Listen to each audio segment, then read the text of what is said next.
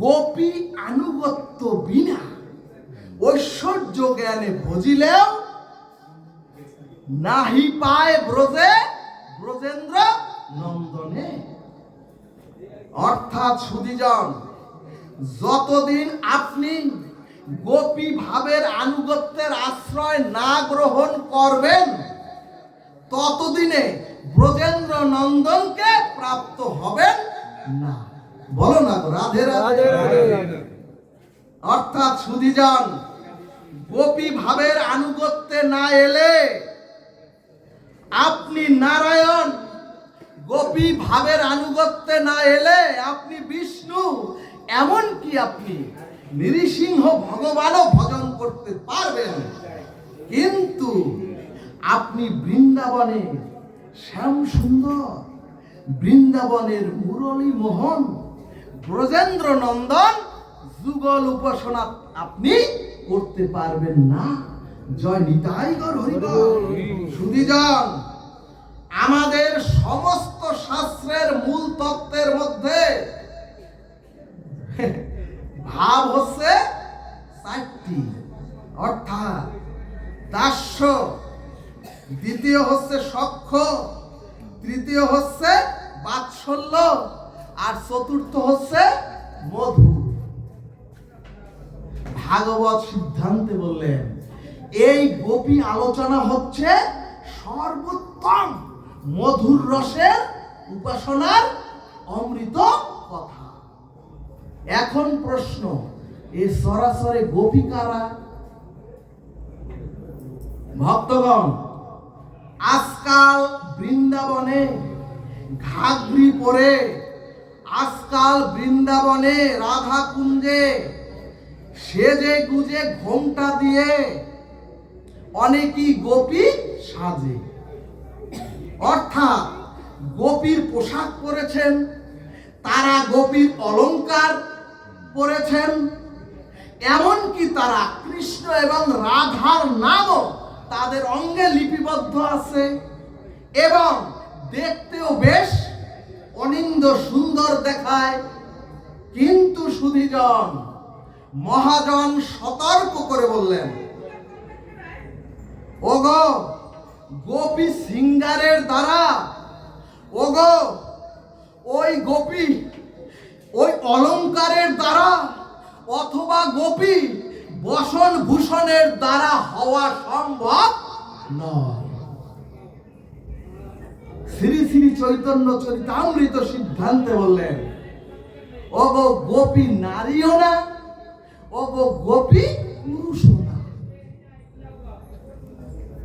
ওগো গোপী সিঙ্গারেও না, গোপী অলংকারেও না, শাড়ি চুরিতেও না, আর গোপী কোনো পোশাকে নয়, এই ধুতি পাঞ্জাবির পোশাকেও নয়, এই তিলক মালাতেও কোনো গোপী নয়। গোপী হচ্ছে একটি বিশেষ ভাব। ভালো না রাধে রাধে। গোপী হচ্ছে একটি বিশেষ ভাব। এখন প্রশ্ন আসবে, ভাবটা কেমন? কিন্তু সুধীজন, এই নিগুড় কথা ভজনানন্দী মহাপুরুষগণ আপনারাই অনুধাবন করতে পারবেন। এই কারণে ঈশ্বরের অভিন্ন বিষ্ণু তত্ত্ব, এই কারণেই ভগবানের অভিন্ন বিষ্ণু তত্ত্ব ভগবান শিব। সুধীজন, ভগবানের অভিন্ন বিষ্ণু তত্ত্ব ভগবান শিব গোপী সেজে রাসে গেলেও রাসে মহাদেবের স্থান হয়নি। কারণ হে মহাদেব, তুমি গোপী সেজেছ, কিন্তু তুমি গোপী ভাবটা তোমার হৃদয়ে এখনো গ্রহণ করনি। এই কারণে গোপী ভাবটা পাওয়ার জন্য, এই কারণে গোপী ভাবটা পাওয়ার জন্য গোপেশ্বর মহাদেব হয়ে আজও বসে আছেন ওই শ্রীধাম বৃন্দাবনে। জয় নিতাই গৌর হরি বল।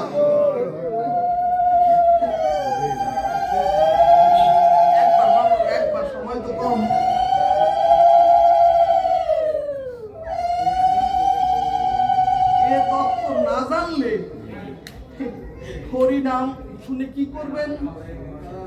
সুধীজন, আর একটি অদ্ভুত কথা হলো, মহা অদ্ভুত কথা হলো, ভাগবত শাস্ত্রের বৈকুণ্ঠের সতী শিরোমণি, বৈকুণ্ঠের সতী শিরোমণি লক্ষ্মী দেবী, সেই লক্ষ্মী দেবী বৃন্দাবনে এসে বললেন, হে ত্রিভঙ্গ মুরারি, হে ব্রজেন্দ্র নন্দন, আমি লক্ষ্মী দেবী বলছেন, আমি আপনার রাসলীলায় রাস রস আস্বাদন করতে চাই।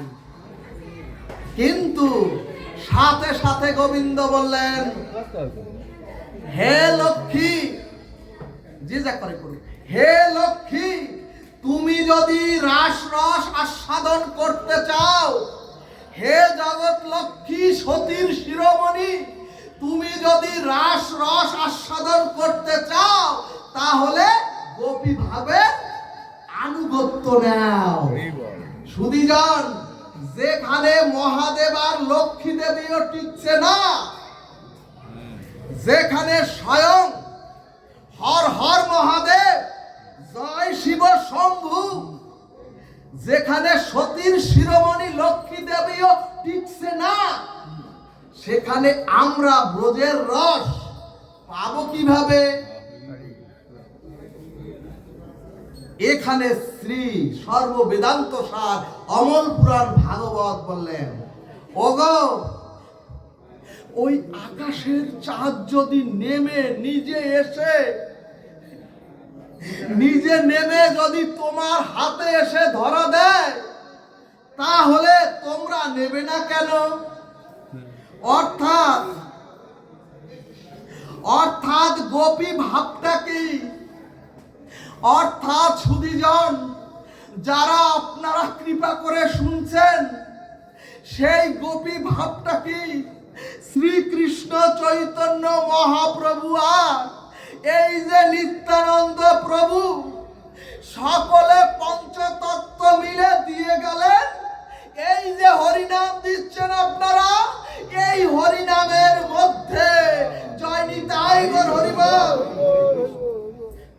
ভাগবত সিদ্ধান্তে বললেন, ওগো, গৃহে থাকো, মাঠে থাকো, রান্নায় থাকো, চাকরিতে থাকো, আর হাঁটার পথে থাকো, অথবা যদি তুমি ল্যাট্রিনেও থাকো, যথাতথা নাম লও।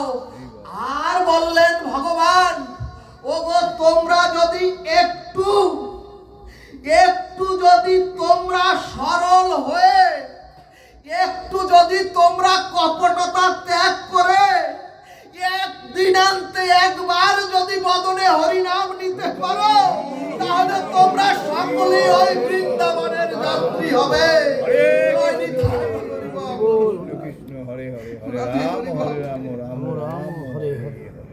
সুধীজন, অর্থাৎ যে রস গুপ্ত সিন্ধু ব্রহ্মা না পায় এক বিন্দু, সেই রস বিলাইল এ মহাসংসারে। ভক্তগণ, গোপীর আশ্রয়ে রাধা ভাবকান্তি নিয়ে মহাপ্রভু সেই ব্রজের সমস্ত রস গুপ্ত রস করে আমাদের মধ্যে হরিনামের মধ্যে বিলিয়ে দিলেন অকাতরে। বলমন মহাপ্রভু প্রীতি প্রেমানন্দে। সুধীজন, তাহলে সিদ্ধান্ত পেলাম, গোপী নারীও না, গোপী পুরুষও না, গোপী বসন ভূষণও না, কিংবা গোপী সিঙ্গারেও না, গোপী হচ্ছে একটা ভাব। এখন প্রশ্ন, গোপী ভাবটা কেমন? এখানে রূপ সনাতন প্রভু শাস্ত্রে সিদ্ধান্ত দিলেন, ইন্দ্রিয়া ই গোপী ই, ইন্দ্রিয়া হি গোপী ই, কৃষ্ণ রসং পিবতি ইতি গোপী। কি বললেন? গো শব্দের অর্থ হচ্ছে ইন্দ্রিয়।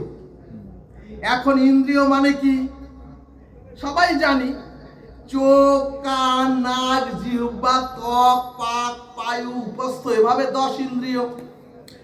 আর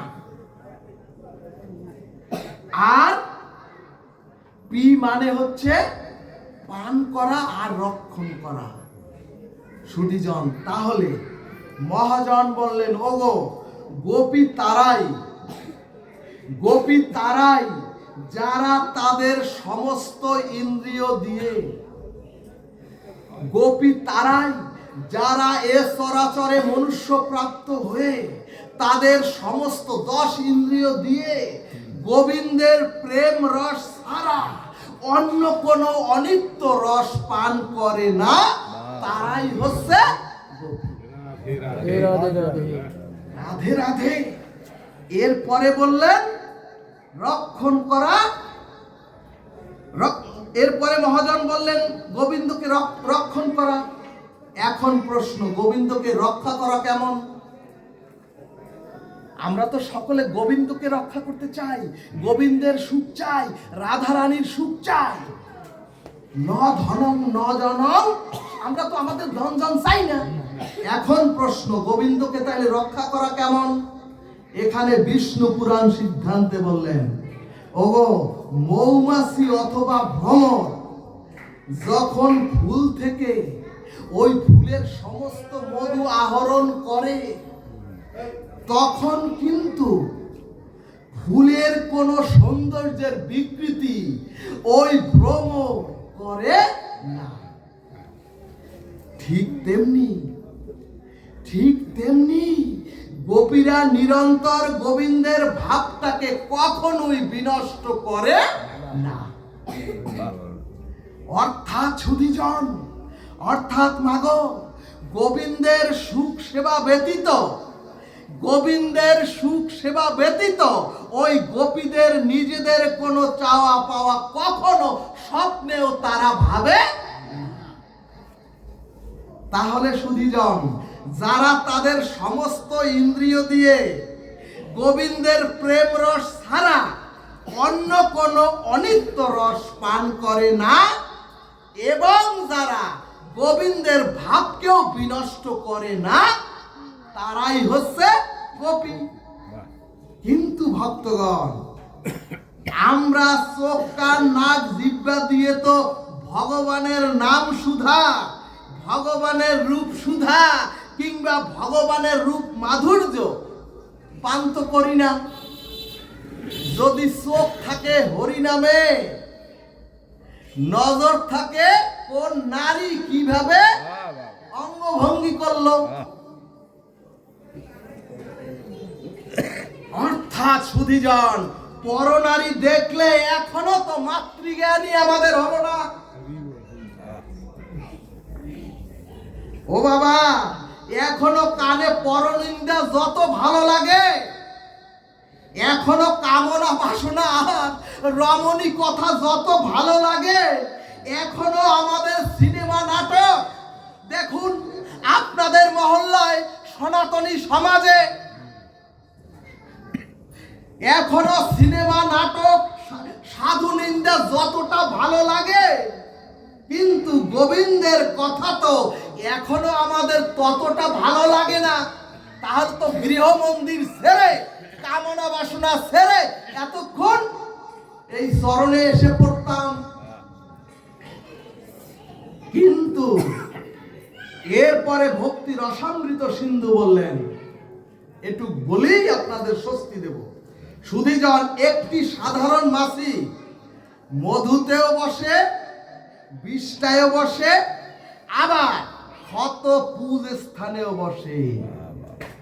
কিন্তু সুধীজন, মৌমাছি ঘা পুজ অথবা মলমূত্রে,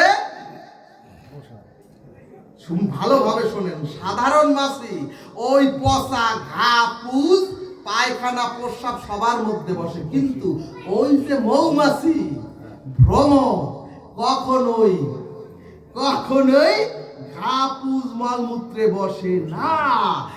মৌমাছি একমাত্র ভ্রমর, একমাত্র ওই ফুলের মধুতে বসে। ঠিক সেই রূপ যারা সর্ব ইন্দ্রিয় দিয়ে